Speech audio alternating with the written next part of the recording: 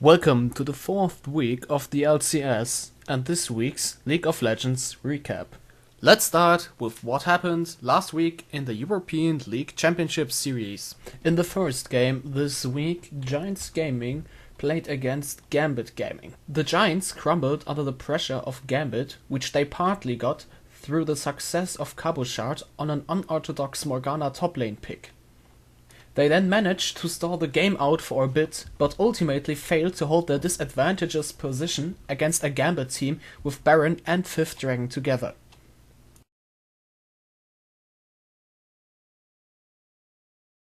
After that match, H2K and Elements went against each other.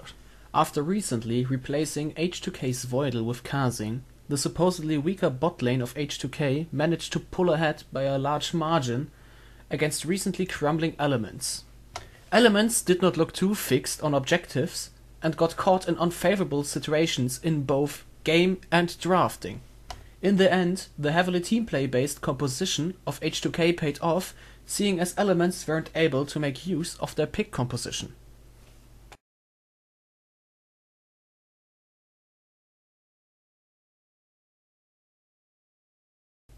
For the third game, Meteor Makers battled Fnatic in the Rift. Fnatic managed to pull out a stronger draft, which gave them the ability to dominate the game and send Meteor Makers even farther down the ladder. All the while, Curry looked fairly good, even after the recent drama around him and his team.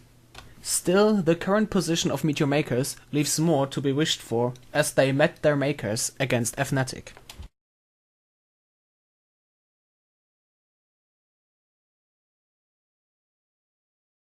Hereafter, Unicorns of Love and Roccat stepped in the ring together. Going into the season, many calculated Roccat as being one of the better teams, but everyone's favorite Unicorns showed again why they must not be taken lightly. Kiki's recent success on Nidalee, as well as Power of Evil's impressive Cassiopeia play, along with her overall solid gameplay, pulled them ahead of Roccat and catapulted Unicorns of Love nearer to the top spots.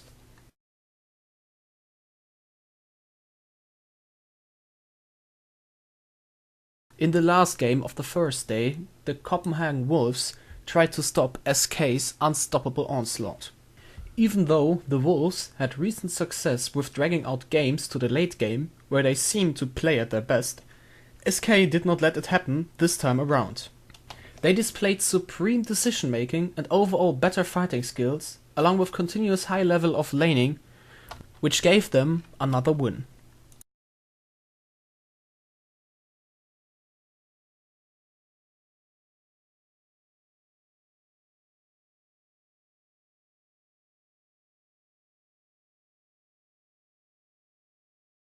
The second day of the European LCS started with the matchup of H2K against Roccat. After the first week, one could argue that the acquisition of Kazing helped out the bot lane of H2K by a bigger margin than expected, by taking a look at their recent success in teamfighting compositions against a number of different teams. The acquisition of Nukeduck, on the other hand, which was a highly anticipated move from Roccat, still holds the question if it was worth, seeing as he was unable to hold his ground against Ryu, who also seems to have improved over the previous weeks and pulled out his signature champion Orianna.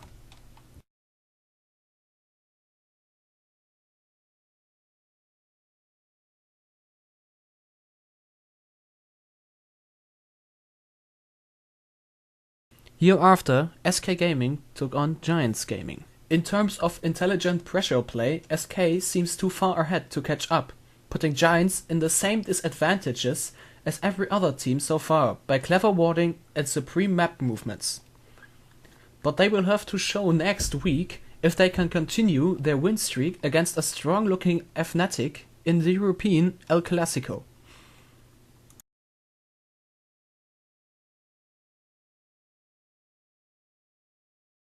After that, Gambit Gaming wrestled Elements for the win. After Elements' disappointing showing in day 1, they take another upset loss against Gambit, who once again went for Morgana top lane. Though one could argue that Elements still holds some of the most individual talented players in the European LCS, Their lackluster drafting and shot calling are issues that need to be addressed as soon as possible. In this instance, Froggen's Anivia pick made it easy for Diamond to create kill pressure on multiple occasions and thus snowballing the game to the win.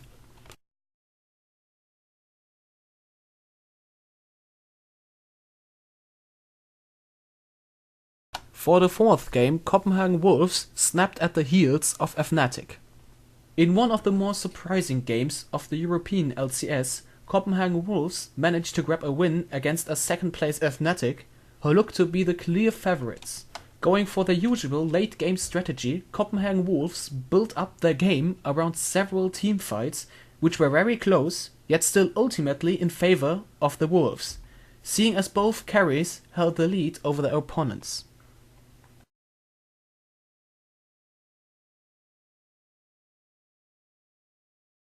For the last game of the European LCS, Meteor Makers took on Unicorns of Love.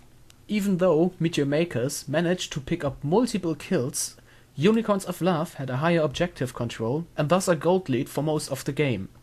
In the end, Meteor Makers couldn't keep up with their enemy's pace, which lost them the game.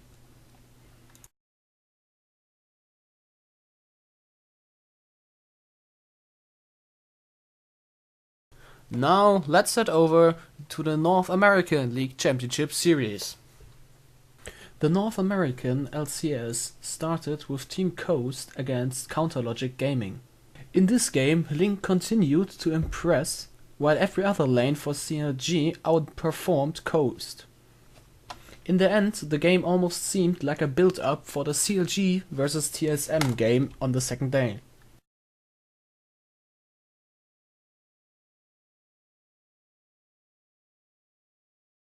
After that decisive win, Winterfox took on Team Impulse. Pobelter managed to outlane Xiao by a great mark, while the bot lane of Winterfox pushed away the rest of the resistance that was left by Team Impulse to destroy their nexus.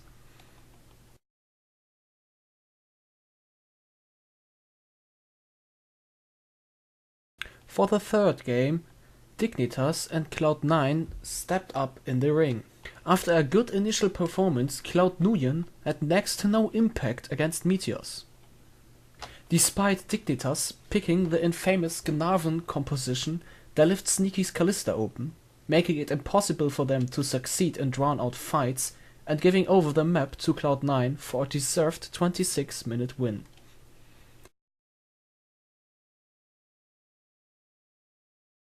After Dignitas and Cloud9 left the stage, Team 8 and Team Liquid got onto it.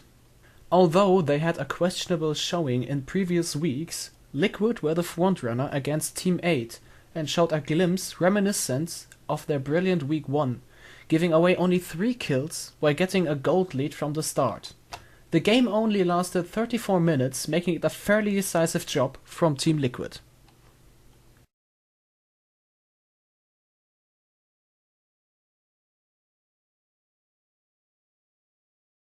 The last game of day 1 was played between Gravity and Team Solomid.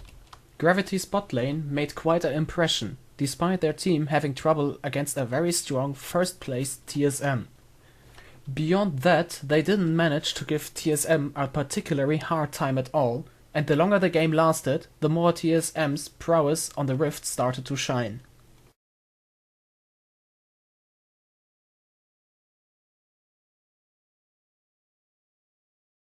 The second day of the North American LCS started with Winterfox against Cloud9. Cloud9 established a gold lead early on and managed to hold on to it until their minute 28 Baron attempt, in which Winterfox managed to pull off a clutch comeback, turning the tide of the game completely and letting them close out the game only 8 minutes later.